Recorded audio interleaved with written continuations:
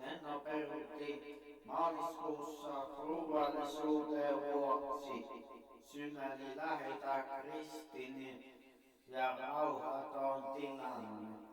Matkustajien ja työntekijöiden turvallisuuteen. Tuonne Uupinen. Hyvä kesäloma on nyt loppu vei ja ovat ohi. Täältä huoletaan. Kesäloma päättyi 12.8. Kolmas uutinen.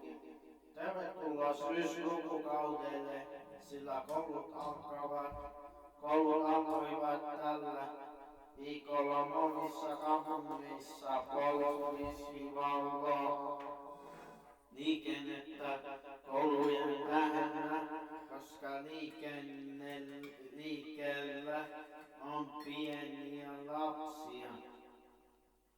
Nämä lopuksi sääennuste. Huomenna sunnuntaina iltapäivällä on noin 17–20 asteelle. Huomenna aamulla 11 asteen välillä. Tämä uutis selko suomeksi yle.fi kautta selko uutiset.